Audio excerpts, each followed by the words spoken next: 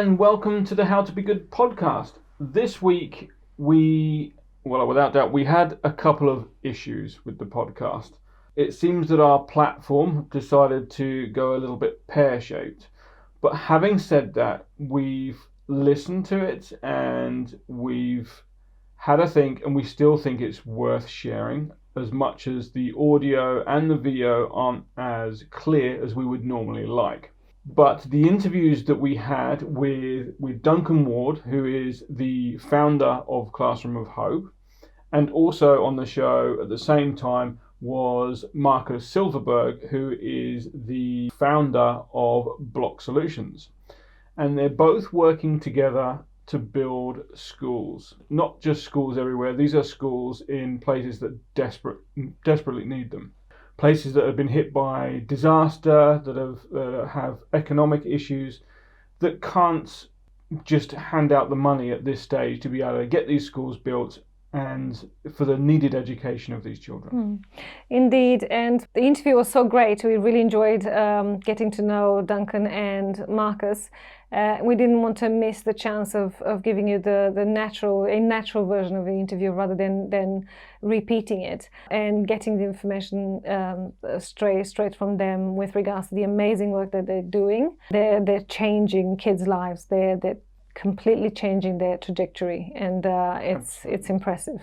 Yeah, and it was kind of an interview of two halves within one interview. Yeah. I think there was the first section, or not? No, it was rounded between the two, but there wasn't a specific section, should I say? Yeah. But we were talking both to Duncan, who obviously founded Classroom of Hope, and the amazing things that they're doing and achieving there, and the number of schools they've managed to build as well. But then also talking to Markus about his invention of these blocks that helps them do that helps them facilitate it, and also helps these schools be built efficiently, much quicker than anywhere else that we've seen so far. Sustainable, and that's right as well. Carbon neutral as well, which is impressive. Yeah, absolutely. Yeah. So let's get on with it. Let's listen. We're sorry the quality isn't as good as we would normally like, but as Anka said, it would be a shame to try and redo it and not have the natural tone of the interview that we did. So let's get to it and listen to the show. So, Duncan, could you tell us a little bit about you and what led you to founding Classroom of Hope and what you were doing before then? Sure, no problems. I'll give you the short version because I can carry on a little bit about it. But prior to founding Classroom of Hope, I worked as a management consultant, and my trade was network engineering. And I worked across the globe for multiple large major corporations. And so I spent most of my time working in the corporate world. In 2008, my brother passed away tragically. And I just started reviewing my life and started asking myself some important questions. What am I doing for other human beings, and what am I doing for the planet? And at that point in my life, I wasn't doing anything. So I was a little bit disappointed in myself, and that led me on a trip around the world where I traveled through Africa, through Asia, through South America, many countries across the globe. And on that trip, I kind of set an intention for myself of finding a bit more purpose and meaning on how I could give back to our planet and how I can give back to societies. Along those journeys, I traveled through Cambodia. I met this incredibly inspiring man named Raki. You can find his name in The Lonely Planet for those who read The Lonely Planet these days. And he took me around and showed me what happened there in Cambodia from the Pol Pot regime in the 70s and how many, many schools were destroyed there. And I asked him to take me and show me these schools. And I asked him what his dream was for these communities. And he said his dream was to redevelop all of these schools to get them back up with better infrastructure, to get the kids into access to better quality education. And he had a small little NGO that he had set up there, and it required some support. So in my search for a bit more meaning, I met this man, and I promised him that I'd come back and help him rebuild all of these 13 schools that were destroyed. And that led me on a discovery on how to set up a charity or a not-for-profit organization. Classroom of Hope was born out of that promise that I made to that man, who's now one of my dearest friends, and I hold him very close to my heart. Since that point in time, we formed a partnership, and in 2017 we had rebuilt all of those 12 or 13 schools in that region. And he's running an amazing organization, local NGO, and he's changing communities over there. To me, he's a big hero, unsung heroes that are doing good work in rural communities. So that's how Classroom of Hope started. It started off with a project, and along that journey, I met my wife. She's a co-founder and our creative director, Nicola. She's Canadian, and she and I both learned about the global education crisis. 250 million children globally can't read or write. 161 million children of primary and secondary age don't have access to education, and the shortage of classrooms across sub-Saharan Asia was significant. So we both realized that this wasn't just about a project and, honoring a man's dream. This is now becoming about purpose for us, and about really giving back and creating a footprint of impact and a legacy that we can leave behind and we can showcase to our own children. I saw what the value of education did for myself. I'm originally from South Africa. I immigrated to Australia, and my education got me into that country and allowed me to travel the world, and it unlocked and opened up significant opportunities for myself. So the same with my wife, and her studies. So we love kids. We love what kids stand for, and it should be a human right for every child to get access to an education. So anything we can do to get kids back into school is what we do. So that's how it all started. I left my corporate job. We were obviously working our corporate jobs and in the charity part-time, trying to scale and build the organization, trying to understand how do we build this thing and set it up for success sustainably. It wasn't easy, and it came with a lot of challenges. So we're now coming up to 9 years since we started the organization, and it's been incredible learning and humbling journey. So we left our corporate jobs and went full-time into Classroom of Hope, and since then, we've developed 74 schools, 75 now, serving at just over 21,000 kids in rural communities of Africa and Asia, and we still have a lot more to do. Fantastic. So when was it that you managed to transition from your corporate career to full-time not-for-profit? That was 3 years after starting Classroom of Hope. We weren't earning anything for the first 3 years, and we were working multiple jobs in Australia, and we were reaching a point of burnout, and we had to take a leap of faith. And our operating budget back then was so small. I don't have a problem telling anybody. I've seen my first salary I was earning was $18,000 a year. With the organization when I started it, and we always knew it was going to be a journey of scaling with the organization and growing with the organization. It was never about the money, otherwise I would have stayed in my corporate role. So that was the transition, and we ended up shifting and moving from Australia and traveling between Australia and Indonesia to manage our costs as well, keep our costs down, and because a lot of our programs were in this region. Fantastic. It's nice to hear how people have transitioned. A lot of people sort of look at it with sort of almost rose-tinted glasses. We did that. We went to that, and we got a charity. We run it. It takes time and effort and dedication. And hats off to you. Thank you very much. Yeah. Can you talk a bit about the Sustainable Development Goals? You target 11 out of the 17 UN Global Sustainable Development Goals. And number. Yeah, look, we've been building bricks and mortar schools in Cambodia, Laos, Myanmar, and Rwanda with our local partners. And if you look at the UN SDGs based on that kind of product that we're using, we're probably only touching a couple of them.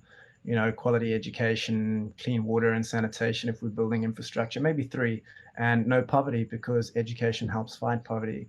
However, the new product and the more resilient schools that we're now looking at, and this is the future of schools and homes, is the product from Block Solutions, where we're able to build with recycled plastic.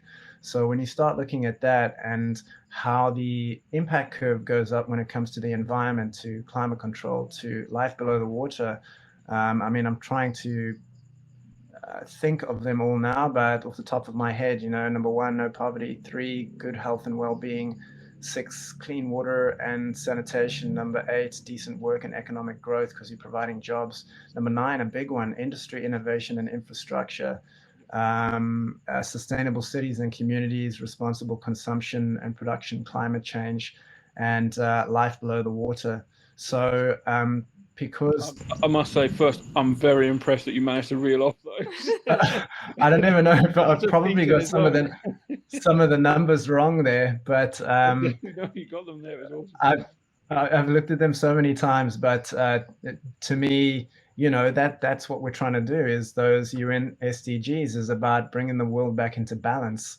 And to bring the world back into balance, we need to focus on those areas and to come across an extraordinary product that Markus invented and his team at Block Solutions are sharing with the world, to me is an absolute game changer, especially in the international development space. We are very interested in the product. We're both architects, and we're actually rebuilding our house. So as well as lots of other people, as well as others.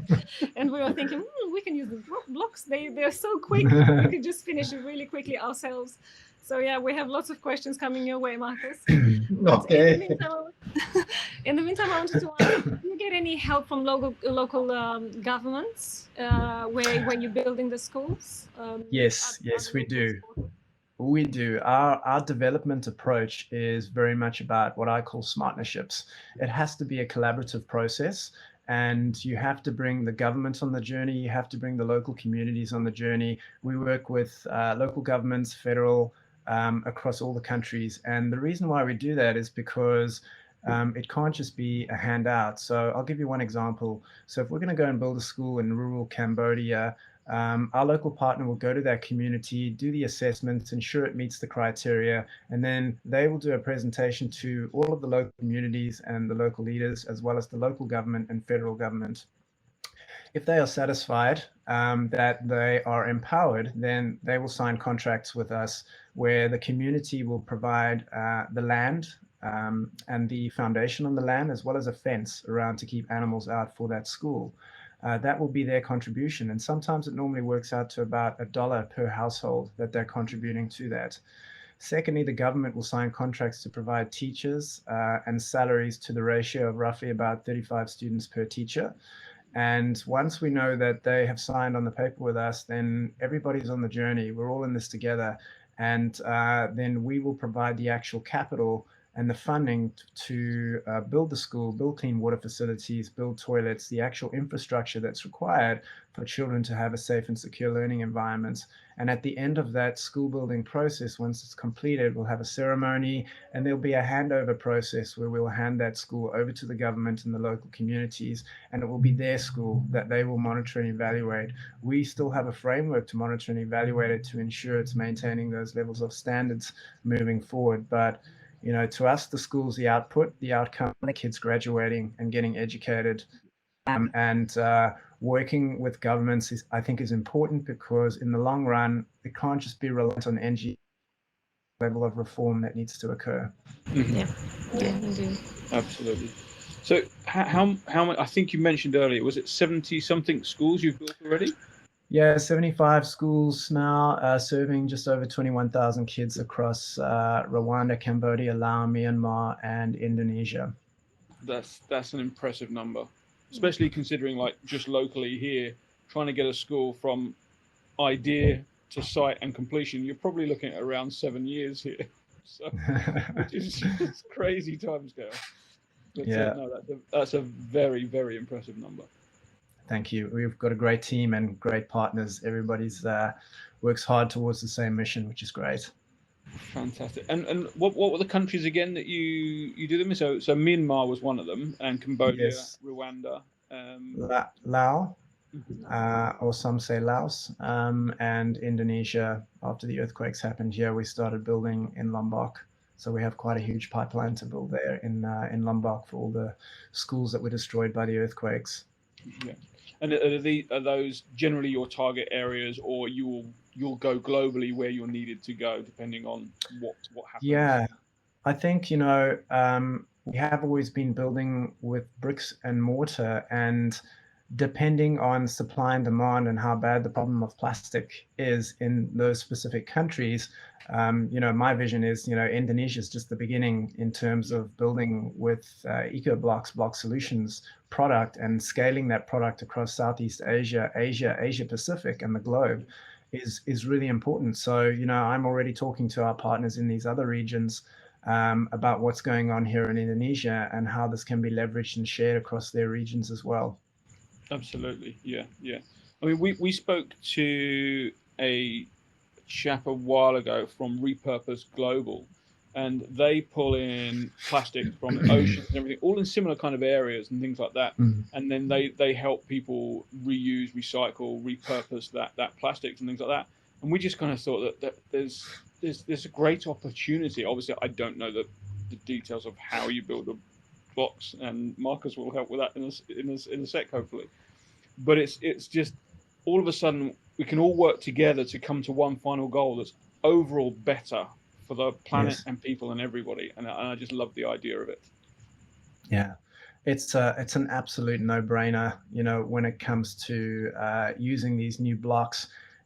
Just looking at Lombok, for example, by building with those blocks, we're, rather than us building permanent structures that will fall over again because of the earthquakes, these are earthquake resistant, so kids are going to be that much more safer, and they last 100+ years. I mean, that's what they can test up until, right, Markus? But we all know plastic takes at least 400-500 years to degrade.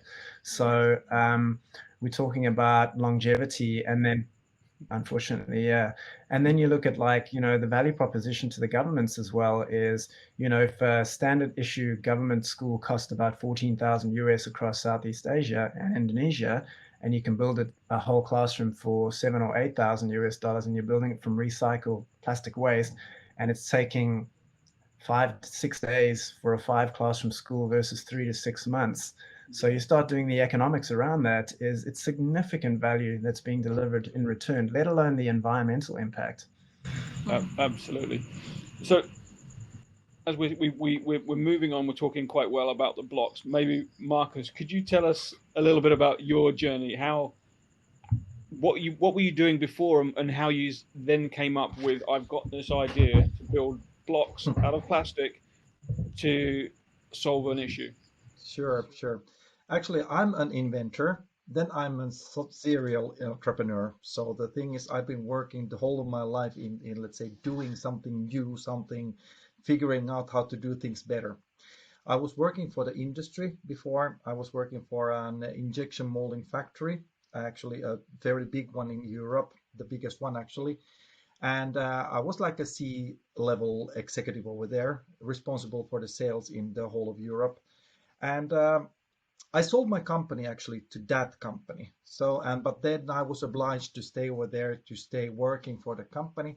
And during that time, I was invited by the United Nations to come up with solution after the Haiti crisis, to come up with a solution to build houses easily, which could be dismantled, or they could be transformed into permanent buildings. And they need to be lightweight and without any tools to build it. Okay, how do you do that? So we were actually producing in that company, we were producing these kind of storm boxes to store water in the case of flooding, to store water below the soil. And then I came actually up with this idea to, if they can withstand the load bearing of 60 metric tons per square meter over there below soil, I said they must be doing that same above soil.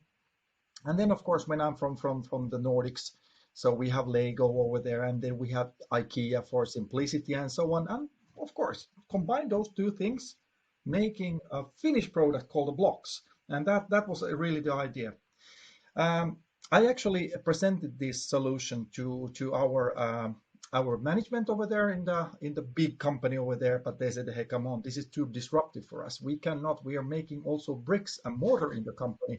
So no, nothing for you. And at that point, actually, the time was due for me to leave the company. I was almost already with the 3-year, let's say, compulsory time with the company. I said that, hey, come on, guys, if you don't like me to stay over here, or let's say to take the product for further development, if it's okay, I will take the product. I've invented the product. So I will start, let's say, developing this thing forward. They said that, okay, just don't come to Europe within the 5 next years. That's what they said. And I said, okay, I will focus first on Africa because the let's say the need is the biggest over there in Africa for that. They really need the affordable houses over there. And let's say that's where it started. We started first with 3D printing. Okay, that was really nothing for us. It is so slow compared to injection molding, what I was, let's say, familiar with. And then when I understood that 3D printing one of those blocks will take 19 hours. When you injection mold the same block with the, let's say, of the same size, it takes 1 minute. So there you could see really the scalability over there, and the need was so huge over there. 50 million units just alone in Africa of houses to be built. We will never be able to cope with anything. And I am very, very value driven. The thing is, actually, Block Solutions was founded in the same year of the Sustainable Development Goals by United Nations. And we really want to make a change. We want to make an impact. We want to change the lives of people. And that's where we wanted to have make the big difference over there. Involving the local community to participate in the waste management, let them be a part of that whole process, so they will even actually respect what they're getting, and that was the aim. So can you tell us a little bit more about the product? So I'm assuming are you sourcing locally, manufacturing locally, and producing? How does that work? And what is the product composed of? Is it just the block? Do you have insulation? Is it fireproof? Just give us a little bit of a... Yeah, sure. So we can use it on our house. Actually, we want it to be as sustainable and environmentally friendly as possible. So let's say from my previous year when we were producing pipes, and let's say we were, for example, producing 3 meter in diameter pipes. And they were transported from, they were like the length of 600 meters long, these pipes. And they were transported from Norway to Saudi Arabia. I said, like, come on, guys, can that be sustainable? And that's where I said, hey, come on, you have to start thinking differently. And that's when I said, let's make our own decisions about those. Take the production over there where it's local. We have a lot of plastic waste. 90% of the global, let's say, plastic waste is going to landfills. So we have that material available. So why don't we utilize that material, train the people on how to operate the factories, transport the factory over there, and then start the production over there, because that is sustainability in my perspective. Local job creation and using the local raw materials and involving the local community to take the plastics away from the nature. So that was, sorry, I'm a little bit passionate about this, but that's how it is. But we need to make the change over there. 39% of the carbon emissions in the world are related to construction. So when you think about having a carbon neutral or even a carbon negative product, that's a game-changing thing, which I want to, let's say, I want to have this, the winters here in Finland. It's not going to happen during my lifetime anymore, but maybe my kids will have the winters back, that it's minus 30 degrees here in Finland. But the thing is, I want to get it, the place should be better than when we leave this earth, so it would be better for the oncoming generations. Still, what was the more questions about that you were asking about? It was about the block itself and how it's built. Yeah. So as it is, it's a load-bearing structure as it is already. So it has a load-bearing capacity of 6.51 megapascals. Will that tell anything else to others than engineers? No, it won't. But let's say to comparison, the cinder block that you have, that has a load-bearing capacity of 3 megapascals. So actually, our blocks have a 2.2 times higher load-bearing capacity than the concrete cinder block. So that gives you a way that it is really pretty good, actually. So we can make small structures with the blocks as it is. Why is it so strong? I took the elements from nature when I started to design the whole block itself. So the honeycomb structure that we have inside the block is making the strength for the load bearing.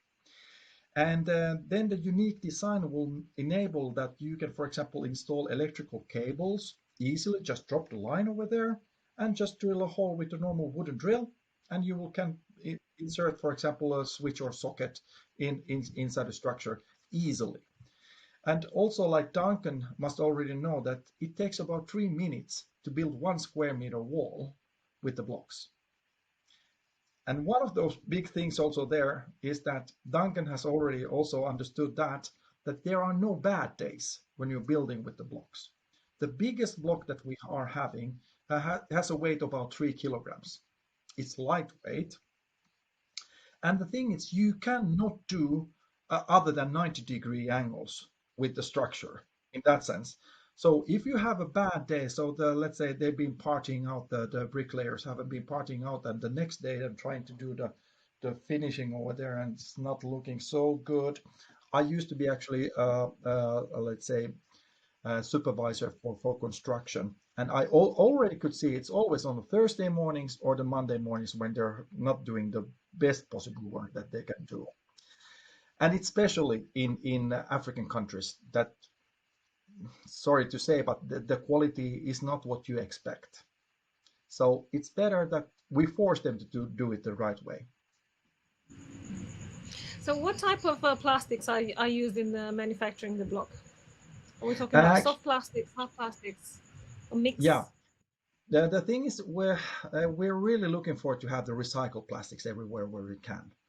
So using recycled polypropylene, recycled polyethylene, and even the PET plastic. So with the plastic bottles can be recycled into that. We were actually pretty happy to see that we could injection mold PET plastics, and that with to the satisfaction that we needed. Usually you do not injection mold PET plastics, but we actually made some modifications to the molds so we could do that. And then actually the ultimate goal for us to establish is to have a super factory that will create this biocomposite, which is actually a mixture of let's say natural fibers like sugarcane, bamboo, coconuts, whatever, to mix that with the plastics. So 50% of fibers, 50% of plastics, mixing that together, compounding it, and then using that for that. That's when we get a product that is carbon negative, binding carbon instead of producing carbon. Like this one here? Yeah, that's the one. Yeah, that's so good. Here's one I prepared earlier. but that is really a carbon negative product, because otherwise you would be burning those fibers. And that, of course, is creating a lot of, let's say, carbon emissions into the atmosphere. And we really would like to get that away from happening. That's right, yeah. Because there's a lot in wood pulp and things like that ends up being burnt and stuff. And that again, I guess, is a similar product that could be used as well into that mixed plastic and vegetative materials. Yeah. But that is really originating from the Nordic countries, or for in Canada, you would have that kind of same situation over there where there's a lot of wood industry. Because the thing is, really utilizing waste to value. That's what we should be focusing on. We're just over-consuming all the time. Maybe start thinking a little bit differently. That would create something good for all of us. But let's say it takes courage to do that. Absolutely. So, what you mentioned, you've done projects in Africa and things like that. What other projects with these blocks have you been doing outside of Classroom of Hope? Yeah. So we have, let's say, say similar kind of project going on where they're not building, let's say, classrooms, but for example, like Duncan said about Rwanda, they built 4,000 schools just a few years ago over there, and they would still like to build some new schools over there. So that's where we're getting a new factory to Rwanda, for example. The same situation is happening in Ghana, Nigeria, Egypt, Kenya, Uganda, and actually there are some now activities going forward to Brazil and to Cuba and to Mexico. So we all have partners over there similar to let's say Classroom of Hope, and who believe that there is a need for that. And let's say the projects are very big. And actually it was the Classroom of Hope that sparkled the whole thing. We had an exhibition 2 weeks ago in Cairo, where we were actually having the biggest exhibition for construction over there, and we had the smallest booth over there, maybe 12 square meters inside, but all the people were queuing just to get inside the Block Solutions booth. And when we showed the video, the 6-day video of in time-lapse video, when we're building a 300 square meter school, they were like, come on, hey, we're just wasting our time at the other booths. We want to go for this. And of course, that's good. People need to get aware. Absolutely. So how can you see the block solution benefiting globally apart from schools? Are there, I'm assuming, disaster areas? Are there any other areas where you think that this could massively benefit? Absolutely. When you think about that 1 square meter wall built with the blocks, the weight is about 23 kilograms. So let's take a comparison, a partitioning wall, let's say in a high-rise building. The weight for a normal brick and mortar wall is about 200 kilograms. So we have about 90% less weight, for example, in a structure, which is cutting down the biggest, let's say, consumer of or producing of carbon emissions is actually the concrete and cement industry. So instead of using that kind of course, we do plaster the surface with cement-based products, but still cutting down the weight a lot and then letting people to do the work in 3 minutes instead of 3 hours. So there's a huge actually demand for that. For example, in Egypt, they are going to refurbish 14,000 villages in just alone in Egypt in the oncoming years. And they have chosen Block Solutions to be the, let's say, one of the major suppliers of these blocks into that project. So it's about building standalone homes, high-rise buildings, and there are so many ideas coming from different engineers all over the world where the Block Solutions can be used. We just need to focus on where to go. Absolutely. No, I must admit, my this is being from obviously our background. My head is swimming with all the projects that we've got and the ideas. I'm thinking that could save a lot. That could be a lot better. So, but yeah, it's just one of those things. It's fantastic to see new products in the building market. It really is. Yeah, it's so conservative actually. They're not coming up with new ideas, and that's we need to, let's say, it's like combustion engines and so on. We know that there are much better let's say solutions available, but is there a will? When there's a will that we can do it, we just need to be, let's say, the pioneers of doing that. Exactly. Duncan, what school buildings are on the way now? Where are you working at the moment? So we just obviously finished building the first one now in June, and that was a 5-classroom school. In fact, the biggest one you guys have built globally, Markus, that particular school.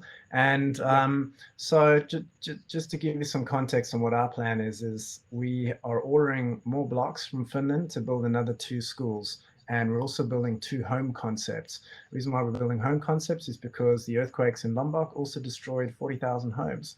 There's about 20,000 pipeline just on the island of Lombok, let alone Java, Sumatra, the rest of the archipelago. There is at least 10 million worth of low socioeconomic homes that need to be rebuilt. This product's really great from a disaster relief perspective. So we are showing that concept to the government. We've just proven the concept on the school. We're showing the home concept. And then the reason why we're building a few more now is we're trying to build skills and knowledge transfer within the local contractor community in Lombok. It's a really important role that the locals have to play in actually building this. So we decided to bring in the first factory is built in Asia, which will be, we hope, with Markus by early next year. And then we will then be collecting waste and producing the blocks locally in Lombok that will build 200 schools over the next 5 years through Classroom of Hope, through our program. And then we're actually pivoting as an organization as well. We're going to be building homes for families who have lost their homes from the earthquakes. So I know the government's got budgets here to rebuild homes that were destroyed. And, you know, one low socioeconomic home, you can do it in 2 hours and 33 minutes. And the locals can build it themselves, you know, and you start focusing the energies just on village by village by village, and it'll just become self-perpetuating the impact. But the longer term vision for Block Solutions Indonesia is to scale the factories, 1 factory for Bali, 2 factories for Java, and 1 factory, because there is just such a huge amount and supply of plastic waste, and there is such a high demand for building of low socioeconomic homes. So whilst we're doing schools here, the real power product is actually the homes, in my opinion, in this region. Yeah. Absolutely. And would that then be almost, I know you're doing some disaster relief homes, but could that also be a profit area that then you can build more schools, help go and build more disaster led homes and things like that as well? Yes, 100%. And, you know, since we launched that video on LinkedIn, you know, the messages all across Indonesia I've been receiving has been huge. I've had developers from all over the world, developers who are building high-end homes and villas across Indonesia, who now want to build high-end villas using this product. And at the end of the day, this needs to be a commercial social enterprise, right? It's got social impact at the heart of it, but it needs to be profitable for it to be sustainable. And that's a great business model. Yeah. And it doesn't matter whether you're building a high-end villa or a school in a disaster-stricken area. To me, environmental impact is environmental impact. So the more the merrier, which is fantastic. Well, I'm sure we'll be contacting you to talk about some projects. Because we've got a lot on there. It'd be great to get those blocks in Australia, wouldn't it? Yeah, indeed. I think it'll be interesting to be able to build here as quick. Things don't get built so quick here. So any method to get things. When the current, lots of regulation. Yeah, exactly. Not just that. The current timescale for building a typical 4-bedroom home at the moment is now 3 years. Wow. Which is just insane. That's crazy. That's just crazy. Yeah. Wow. So, wow. Yeah. Well, you can imagine the cost that's associated with that. So for 3 years, you've got a block of land, and let's say you've paid a mortgage on that block of land, and then you're paying fees on the builder for 3 years. It goes up exponentially. So it makes the socioeconomic divide that much greater. So that's a hard thing as well to see. So going back to your projects before I get carried away and start talking too much about what we've got on, you also have I've seen buildings. Is it in Myanmar as well? How has what's currently been going on with the deficit of the elected government, has that caused issues with your projects? We work with a local partner, Child's Dream, for all our school buildings across Cambodia, Laos, and Myanmar.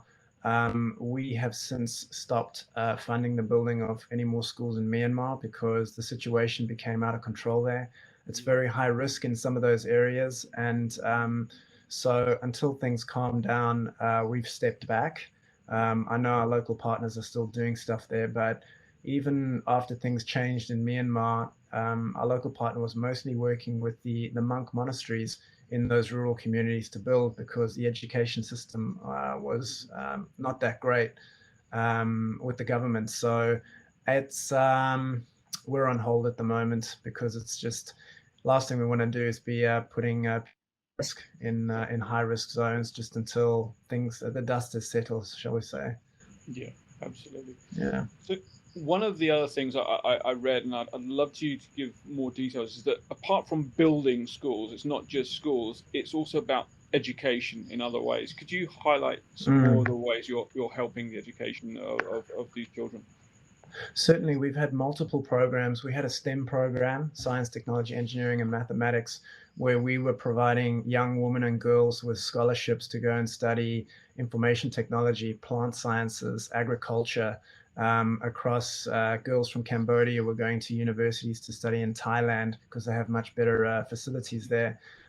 So we've done that. We've also developed child-friendly schools, which is an old UNICEF framework, which is more of a holistic approach to the schooling environment in the past. And we've distributed scholarships to at least 1,000 young women, girls, and boys as well, in rural communities of Cambodia. Our model has somewhat changed, and some of those programs have now discontinued. And the reason why we've done that is because we've learned that being focused works, and simplifying our business model is working really well for us. So now we are more focused on building sustainable schools that are safe and secure. So the actual vessel, the schools, and that's our role that we're playing at the moment with our local partners, and doing that really well, especially with the Block Solutions product. Rather than taking on too much, which historically we have actually done too much of. So we've kind of looked within and gone, where do we focus? And we are known as a school building organization within the Asia Pacific region. So for us, we're going to do that, and we're going to do it really, really well, and partner with the governments, who in turn will provide the curriculum and the teachers that come into those schools. So do you have a favorite project or a favorite story from helping the children and building the schools? I do. We just built this amazing eco-block school in Lombok. Do you know what? If Markus wasn't on the line, would it be the same project? Do you know what? I'll be honest with you. My wife, myself, our teams, the local partners, we were like pig in mud, just having so much fun with the blocks. It was, my daughter was with us, my oldest daughter, she's 4 years old. She was picking them up and stacking them like Lego. It was fun. Everybody was doing it. There wasn't very high risk in the construction environment, which you normally do get with the bricks and mortar because of the weight. And just learning that whole process that Tony from Block Solutions taught us, from getting the leveling right, which is one of the most critical pieces of the entire building. Once you've got that right and you start building it up, when the blocks go up, it's just like that, so quickly. And the locals were just blown away. They were actually in shock. They were like, they can't believe this is a movie. They've never seen anything like this. So to come into a community and build a large structure like that in 5-6 days is just, it's extraordinary. And it really sits close to my heart, that project, and how that local community, the kids are in school now in that particular one. I know they got back into school, but I'm hearing they're going to be pulled out of their school now because of the lockdowns that are occurring again. Yeah. So that is my favorite one. I've got lots of favorite stories, many impactful stories of kids. One such story, if you don't mind, I wouldn't mind sharing it. I'm just going to put my power into my. Is a young boy in Lombok after the earthquakes happened. 500 people died, 90,000 homes destroyed. It was hardcore what happened there. It was a disaster zone. And when I went over as one of the first responders over there to see what happened, there's a young boy who's 13 years old. His whole family's home was flat and he survived. He's disabled. Prior to the earthquakes, he had a wheelchair and his wheelchair was destroyed. And we found out that heard about the story about this boy that was dragging his body through the rubble of everything that's been destroyed, 2 kilometers up the road to get to a school that's half destroyed, just so that he could get with his mates in school. And when I heard that story, it like literally brought me to tears, that the spirit of the human being, and how far that kid wants to go just to get some books and to be with his friends and to learn. So we ended up getting him a new bamboo made wheelchair, actually, and taking it to him and delivering it to him. It was a sustainable wheelchair. And seeing his face and that smile and him getting access to education as well is just, that's the stuff I just love. And, hearing about the strength of these human beings and what they go through and how resilient they are is incredibly inspirational. So that's one story I love that's close to my heart. That is kind of answering the next question that we had with regards to the importance of education for these children and why projects like yours are so important. Yeah. I mean, absolutely. The power of education, just to give you some statistics, just from Lombok, for example, 50,000 children have been learning in temporary facilities since 2018. A child in a temporary school learns about half as much as what they would in a permanent school. And the loss of learning cost to the Lombok economy is about $72 million per year in future productivity. Every dollar that you invest in education will yield about 15 in return. And this unlocks opportunity, and that's what we want. If you've heard of Project Drawdown, of all the things that you can use, all the initiatives to fight, the climate crisis, number 6 is educating girls. That is huge. When you start educating young women and girls and giving them education, it is economically proven that they will bring 5 out of poverty with them, rather than the guys who will bring out 1 or 2. So you're exponentially increasing the fight against poverty.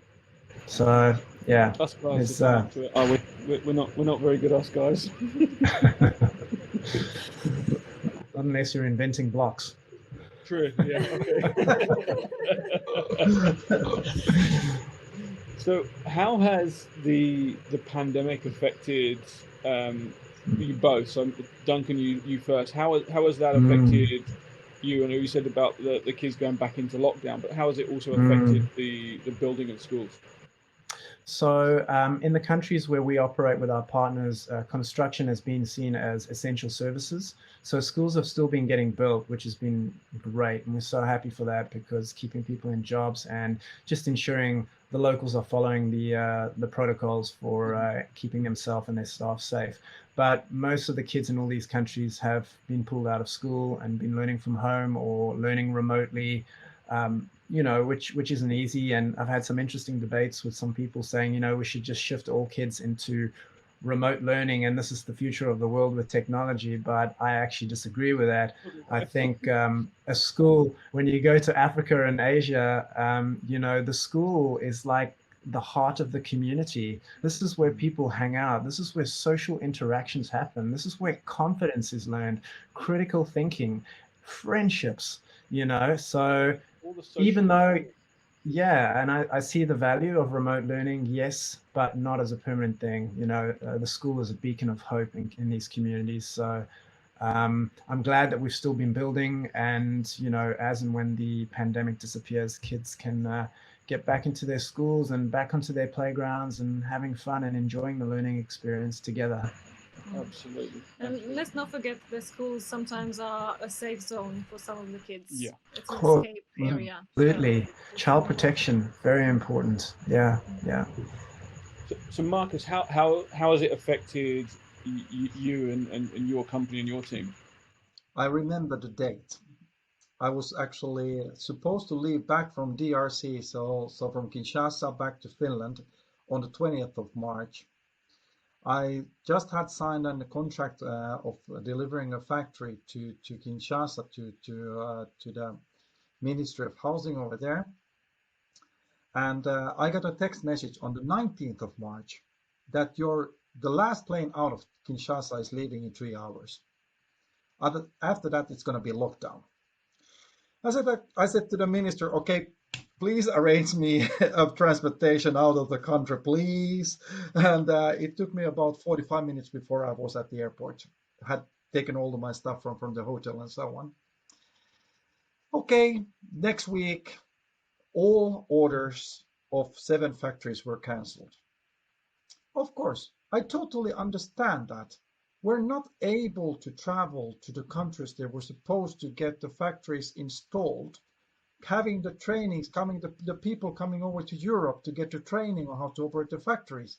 We just cannot do that. And so, what did we do? We just started further development of the product. That was the only thing that we could do for the, let's say, past, after that, it was till almost to the end of the year 2020. But then I said to the guys, hey, come on, it's not going to happen if we're just going to lay on our butts over here. We really need to go forward. And that's when we started to really, with Duncan and so on, to start restructuring the whole thing. And now actually the interest is so huge that we really still need to be very, very careful on where to travel. Brazil, they have ordered 5 factories to Brazil. We're not going over there because the situation in Brazil is so severe over there. So I'm not going to put our people into risk, even though it would be, let's say, very important. But you have to take some choices on how to go forward. And but let's say it will become the let's say much better in future. Yeah. No, we can not on a bigger scale as you, but I think when it hit within the first month, I think we lost probably 90%, 95% of our business. Yeah. Everything got stopped. Everything was put on hold. And it's just, and we hear so many stories of the same kind of thing happening. But things are getting pretty much back to normal now. Yeah. Yeah. I think so too. Yeah. Some. Yeah. Better. Yeah. But let's say I just had my 50th coronavirus test last week. So that's just to give you an idea how the COVID has actually have an impact on us. Yeah, absolutely. So, Duncan, going back to some of the schools, but more specifically some of the children in the schools, could you describe some of the reactions of both the children and the parents and sort of when first you're going to give them a new school, but then when you're going to open up that school, because it surely must be so heartwarming the day that you suddenly say, gates are open, here's your new school. It's it's amazing. Hey, it's my wife and my favorite part of the job is when the school's finished and we get to meet the community and see how the community how happy they are that when they receive that new school. Every school opening I've been to has just been phenomenal. We like to call it an impact experience. It's a place where your happiness and fulfillment meets at the same time. And especially for our donors, prior to COVID, we bring our donors over to open up the schools and to meet the communities and meet the kids and to get that impact experience so that they may be inspired and want to come back and fund another school in these communities. So to us, we haven't had a negative experience with all the communities we've worked in, and it's always been very touching to see how they react and the gratitude. You just see it on their faces. They don't have much as it is, so to see the big smiles and the big teeth when they're receiving a brand new school and how much pride they've got in their eyes and how proud the teachers are and the local school management and even the government as well. That to us makes us feel like we've done our job well.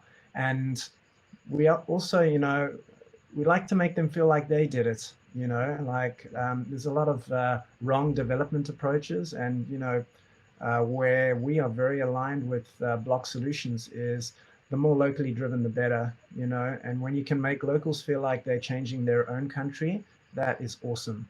Rather than that Western agency mentality or white savior mentality of us coming over. We know we've got a role to play and we're providing that role through capital to provide the infrastructure, but the actual people that are implementing those projects are locals, very smart, intelligent men and women that are doing an extraordinary job changing their countries.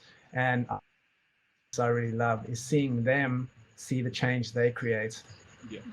And they'll keep on doing it. They'll continue creating. Yes. better places Yeah. and better future. Yes, exactly.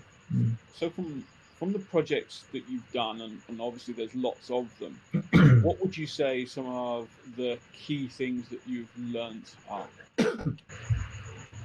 Gosh, there's been so many learnings. You know, in terms of international development models and for ensuring that you are getting the outcomes that you want to achieve with the programs that you're implementing, we've learned that the most important thing is to listen to the locals. And we've done a lot of research into this in understanding what the local requirements are. The locals tell us what those requirements are, and being able to pull a project together that takes those local requirements into account. So we've learned to listen to the locals as best as possible, give or take, bring in external expertise as well for insights and support.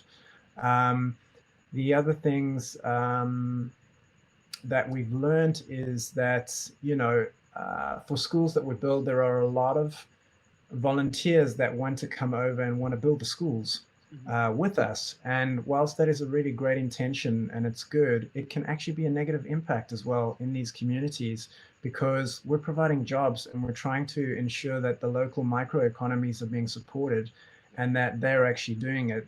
So our approach is more about creating an impact experience for those donors and seeing the community, seeing the great work they've done, rather than actually coming up there and picking up hammers themselves or putting blocks. And it's a catch-22, because we did also just help build some blocks now over the last week, but that was the first one. Our goal is to have the locals building this all across Indonesia, and them building their own homes and their own schools. So gosh, so many learnings. Fundraising is a whole chapter I can talk about all night.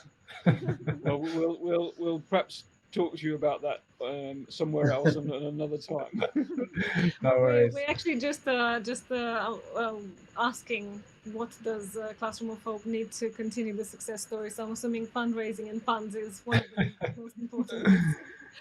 Yeah, perfecting our business model and our partnerships and working with the right organizations and a good team that is focused on our mission. To us, our organization is just a group of great people trying to implement, and the success is those human beings that are working in our organization and our partner organizations. They are the ones that are making this happen collectively together. But I would also say that the success is also reliant on us forming strategic partners for fundraising. So at the moment, for this major program of 200 schools, we're in talks with the Australian government, Department of Foreign Affairs and Trade, through the embassy, as well as also talking to some of the Scandinavian governments through their development budgets. So that's where Markus and I are looking at doing presentations together, one on the program and two on the product, and how this can create significant change in Indonesia, and then access those aid and development budgets to implement it. If people from our audience are interested in helping, how can they help? Firstly, awareness is so important. So we've got an EcoBlocks page on our website that showcases the product, explains information. There's some great fact sheets and economic reports and videos. Share that as far and wide as possible. The more people know about this resilient product and how we're doing things differently with building schools and also building homes, the better. If people would like to donate, they can obviously go to the website and make a donation, and their money is tagged towards the EcoBlock schools. And everybody who donates, doesn't matter if it's $1 or $100,000, everybody receives an impact report with GPS coordinates and photos and videos to showcase with transparency exactly where the money is being spent and the impact being created. Absolutely. Well, we'll put a link to the websites on our show notes. But just for those that are listening and not going through show notes, what's the website address? It is www.classroomofhope.org. Fantastic. And Markus, do you want to let us know your website link? So it's blocksolutions.com. There's a dash between over there, but block-solutions.com. Fantastic. Well, we'll put those on the show notes. Wonderful. As well, and share us far and wide. Thank In you. all the places that you both have worked, did you see any areas significantly affected and impacted by climate change? Uganda. Uganda. That's what I can say. There, it's like Lake Victoria, for example. The level of the lake has risen with 1 meter, so there's no shorelines left over there, and that's really, it's like they couldn't understand what's happening. So that's really something very, very strange. But actually, the biggest changes that we are really seeing of the climate change is actually in the polar areas, like close to where we live, Yeah. unfortunately. Yeah. Yeah, for me, it's thinking about it, I've spent a lot of time in Indonesia. It's been Indonesia. I'm a diver as well. So what's going on underwater is extraordinary at the moment across the globe with all the, the coral that's bleaching and aqualife that's dying at a rapid pace, where we get 70% of our oxygen coming from this life underwater. And diving through the archipelago, I can see things diminishing very quickly, and temperatures are rising in the oceans. And it's the rising of those temperatures that are causing that. So I've also noticed since being here over the last 5 years, there is a shift in the seasons that are going on. The wet season's coming a lot later, and monsoons are changing. So there's definitely something that's going on, and we've certainly picked up on it, and in the expat community over here. Yeah, absolutely. It's quite hard. I mean, we were speaking to Hoyas. He directed the Cove, Game Changers, and Racing Extinction. And he was saying about him and his friend that went diving, and they're avid divers, and they went back to a place they went 10 years ago because it was so great. They've got to go back to the same coordinates, and they dived down, and it was gone. There was no reef there, completely missing. And it's just horrendous how many times we're hearing this sort of scenario over and over again. Yeah, it's But still, there are people who are really saying that there's no climate change, and that's really mind-boggling. I really can't understand that. It is. It's yeah. Sometimes I get very, very angry about it. Sometimes I'm just in complete dismay. Part of our interviews were inviting climate scientists to go through what the climate community is actually believing, and where they are with this. We passed this whether there is climate change or not. Is how to fix it now. Really, they've completely gone past that. And are we able to fix it? That's also a big question. Yeah, in time. Yeah. Absolutely. So, moving on then, and to change it from what could be quite a depressing note as that was, what aspects make you optimistic for the future? Markus, we'll go to you first, and then Duncan after. Sure. What would make me optimistic is involving the local community to get them to collect the waste plastics from the nature, from the seashores, to bring them to our factories in Lombok, to start the production over there. And maybe these, for example, these big companies like Coca-Cola company, Pepsi-Cola company could actually participate in this.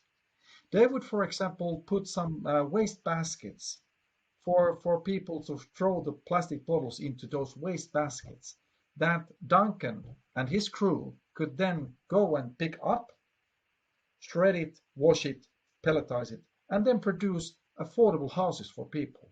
That would make me, let's say, happy and enthusiastic about the future, because then we're involving the local communities, and that's a game-changing thing.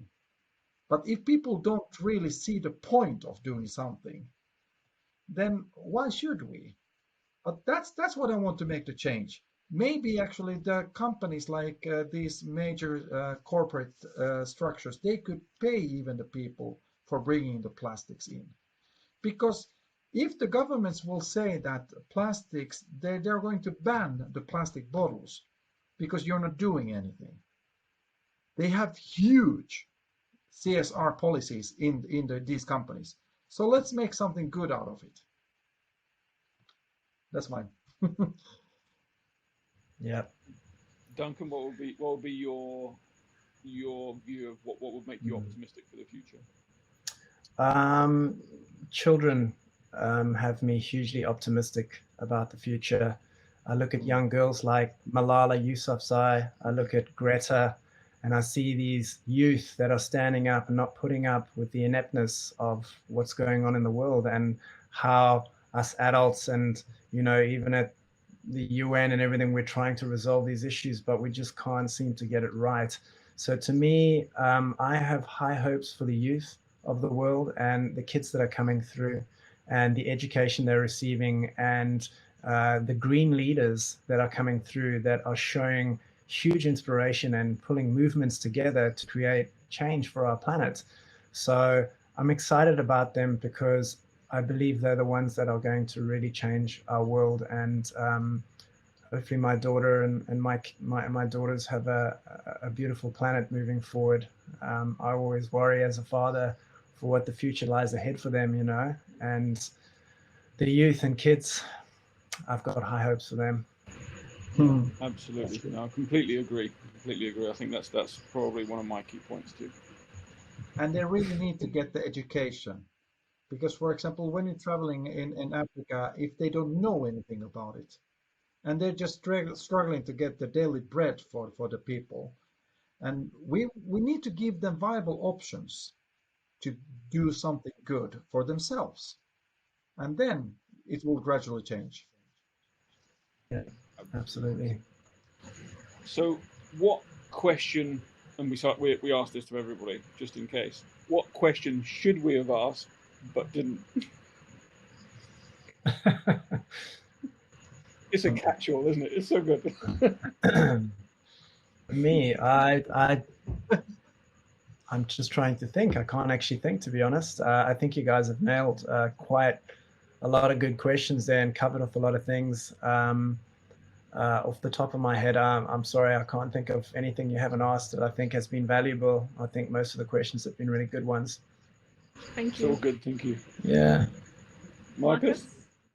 How should we involve the big corporates to participate in the fighting about the plastic waste? That is one of the things that I really would need to have, so that they would really be interested in the whole thing, because it's such a waste that we're doing it. Let's say, I have to say about this situation in Ghana, in Accra.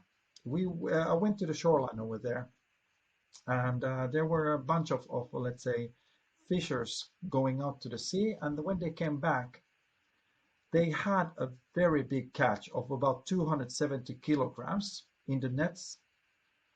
Not one single fish, only plastic bottles in the nets, not one single fish. And those are the things that we should start thinking about. The people are not catching any fish anymore, they're catching more plastic bottles over there. So that should be a wake-up call for everybody. Yeah, absolutely. Yeah. It would be good if we can push more policy-led direction to larger corporations that aren't being taxed in any way for the amount of pollution that they cause. Yeah. But it's really also about giving viable options to those different companies. If they have options, maybe they will choose the better option at that point, and then they can have the green flag over there. Yeah, well, the green flag is kind of a token gesture. What we actually want to do is find them a commercially viable option where they actually want to do it. Yeah. So we don't want to take any more of your time. We had one more question that we ask usually to just carry on that advice from every single of our guests to our audience. If you were to ask our audience to change one thing to save our planet, what would that be? How can we be good? Duncan, you can go. Duncan, you're under the bus. Okay, let me have a think about this one. You know what? My choice would be eat sustainably. Food production is just such a major driver of wildlife extinction, and what we eat contributes, I think, to around about a quarter of global greenhouse gas emissions.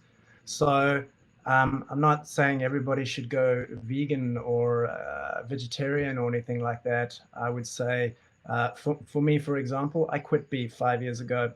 I watched Cowspiracy and I quit, and I said that's going to be my impact. And I haven't had it since then. I'm not saying everybody has to do that, but try something like halve your meat consumption, and create a more balanced meal. Because if you just halved it, and if you exponentially had, millions of people doing that across the globe, it will have a huge impact. So eating sustainably, I think, is something simple that we can do to impact our day-to-day lives and how we're impacting the planet. Absolutely. Indeed, Yeah. it's something that we can all do. There's no restrictions on that. Yeah. Thank you. Yeah, mine is actually think before consuming. Whatever that means for everybody. That's the point. That don't make any harsh, let's say, decisions. Just like what your feelings are. Think before consuming. Yeah. Absolutely. Thank you very, very much. It's been an absolute pleasure. I've got so many things going around in my head right now, but we'll have to talk about that another time. And it would be a delight to be able to catch up with you guys again in the future as you're looking at new projects, bigger projects, all the things that you're doing. It's something that I think would be of value to our listeners and selfishly us as well. Okay, wonderful. That's great. Thank you so much for the opportunity. Thank you. Yeah, Not a problem, absolutely. not a problem. It was a pleasure.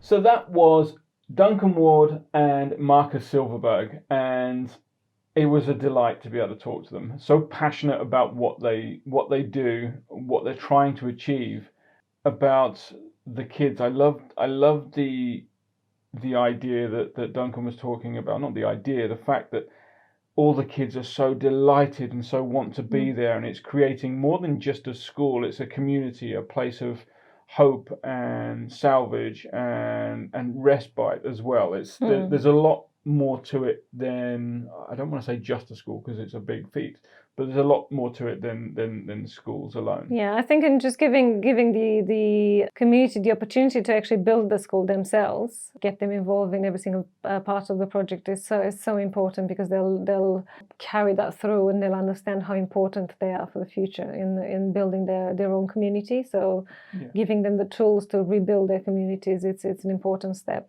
And they take ownership of it as well.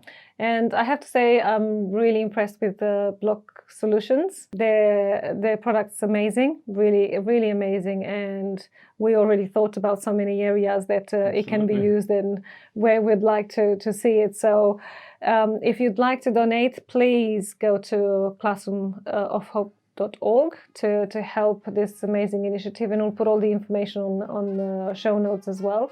If you're in the industry and you're building in Africa or in Asia or anywhere else, go to blocksolutions.com and check out their products. It's really incredible. Absolutely. So as usual, follow, like, share, subscribe wherever the button is on YouTube. I never really know where it is along this line. And we hope to hear from you soon, and take care. See ya. Bye.